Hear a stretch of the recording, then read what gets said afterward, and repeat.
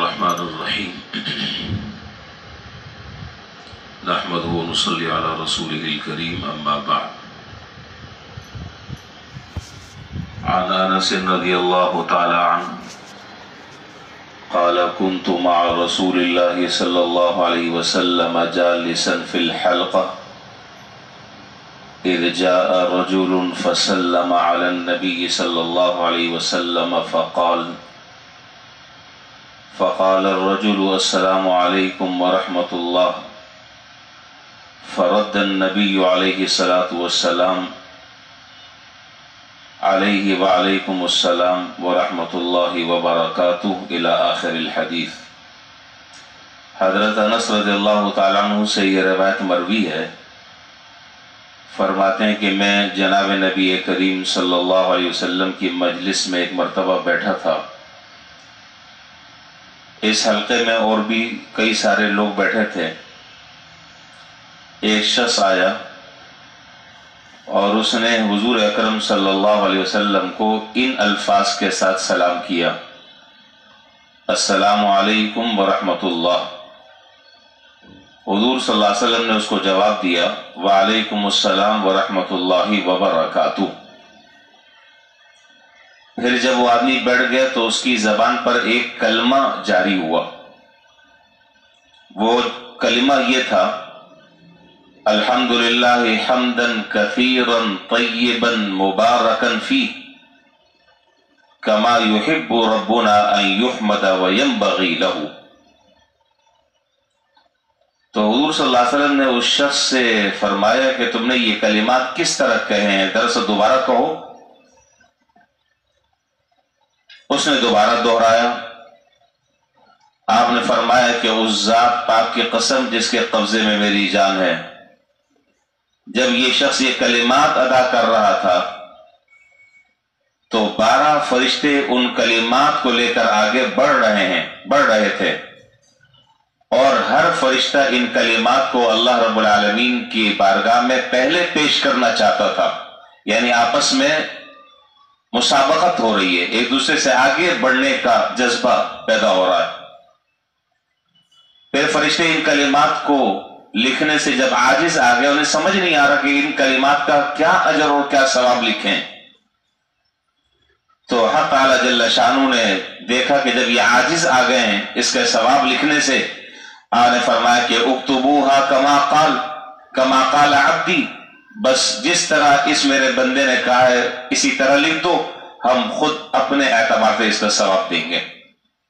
تمہیں اس کا ثواب نہیں معلوم، تم اس کا ثواب نہیں دے سکتے، نہ لکھ سکتے ہو، اس کو ہم پر چھوڑ دو، ہم خود اپنی شان کے مطابق اس کا ثواب دیں گے اور لکھیں گے۔ اس حدیث میں 2 باتیں اہم ہیں۔ حدیث کا متن اور اس کا ترجمہ وہ میں نے آپ کے سامنے ذکر کر دیا۔ پہلی بات تو سلام سے متعلق ہے کہ ایک صاحب آئے اور آ کر انہوں نے حضور صلی اللہ علیہ وسلم کو مجلس میں جو سلام کیا، اس میں سلام یوں کیا، السلام علیکم ورحمۃ اللہ۔ آپ نے جواب میں ایک لفظ کا اور اضافہ فرمایا جو کہ سلام میں نہیں تھا۔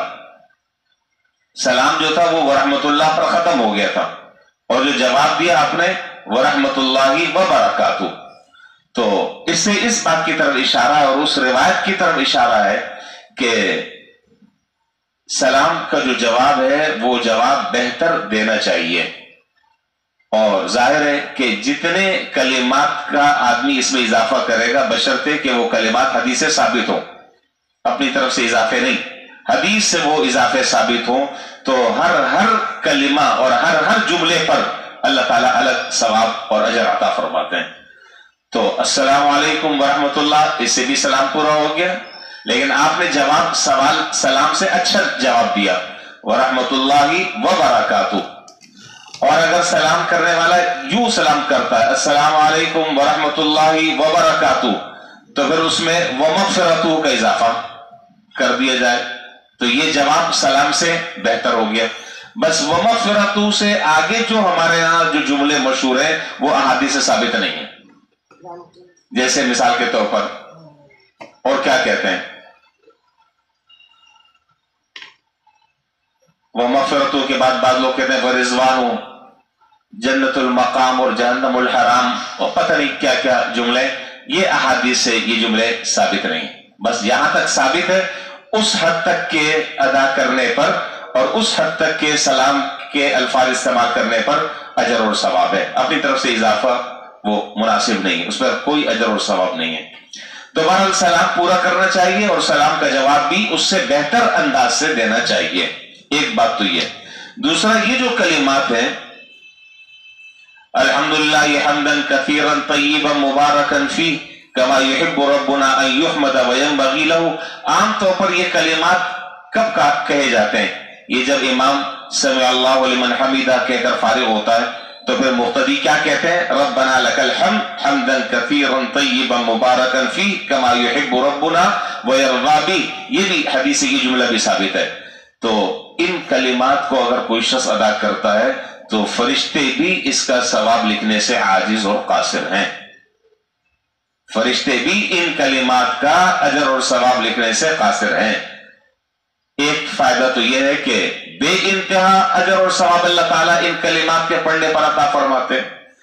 اور دوسرا سب سے بڑا فائدہ یہ ہے کہ جب آپ امام کے ساتھ نماز پڑھ رہے ہیں تو ظاہر ہے کہ آپ تو امام کے تابع ہیں، آپ پہلے فارغ نہیں ہو سکتے جب تک امام سلام پھیر کر فارغ نہ ہو، لیکن اگر آپ اکیلے نماز پڑھ رہے ہیں تو اکیلے اور منفرد اکیلے اگر نماز پڑھ رہا ہے تو اکیلے نماز پڑھنے کی صورت میں اگر سمع اللہ لمن حمیدہ کے بعد ربنا لک الحمد اور یہ جو جملہ میں نے بھی عرض کیا اس کو اگر پڑھے تو اس کا سب سے بڑا فائدہ یہ کہ ایک تو اجر اور ثواب بھی ملے گا، اور دوسرا نماز میں تعدیل ارکان جو کہ واجب ہے وہ بھی صحیح ہو جائے گی۔ تعدیل ارکان کا معنی یہ ہے کہ جب آدمی قیام کی حالت میں ہو تو پوری اچھی طرح قیام کرے، رکوع میں جائے پورا اچھی طرح رکوع کرے، سجدے میں جائے پورے اچھے طریقے سے سجدہ کرے، یہ نہیں کہ کھڑا ہوا اور ایک دم سجدے سے سر اٹھایا کوے کی طرح پھر ایک دم، نہیں، یہ تعدیل ارکان نہیں ہے۔ تعدیل ارکان یہ کہ ہر رکن کو اطمینان کے ساتھ سکون کے ساتھ